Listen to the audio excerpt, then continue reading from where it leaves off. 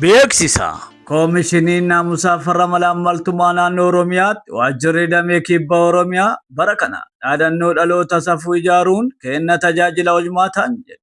Sadaasa 19 irraa eegalee hanga Sadaasa 27 bara 2018 akka yaadatamuuf qophii hunda xumuruun sosochii itti seenuu isaanii beekama. Kanaafuu sosochiin kun sadarkaa addunyaatti yeroo 22ffaaf akka biyya keenya Itoophiyaatti yeroo 21ffaaf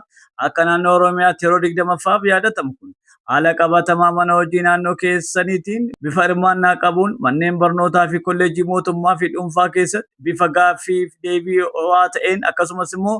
mana hojii mootummaa dhaabbilee misooma mootummaaf jaarmiyaalee uummataa sadarkaa godinaalee bulchiinsa aanaalee magaalotaa fi sadarkaa gandaatti argamtan hundi bifa marii paanaalii bu'uura taasisuun yeroo jedhame keessatti sosochiiwwan guyyaa farra malaamaltummaa addunyaa bara 2018 taasisuun akka yaadatamu jecha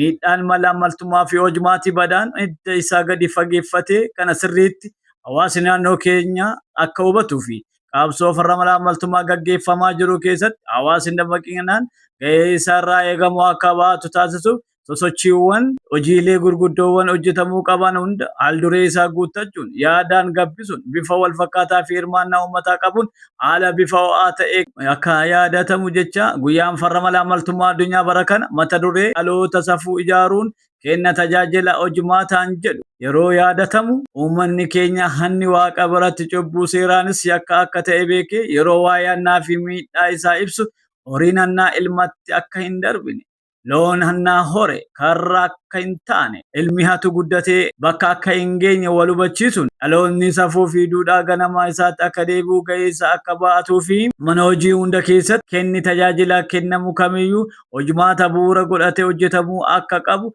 kenni tajaajila keenya ammoo malaamaltummaa fi hojmaata badaaf akka hin saaxilamne jecha kenni tajaajila ogummaa keessanii qulqullinaaf akka raawwattanii fi malaamaltummaa fi hojmaata badaa irraa lammii bilisa ta'e akka waliin oomishnu isinitti dhaamna. Dhaloota safuun ijaaruun kenna tajaajila hojmaataan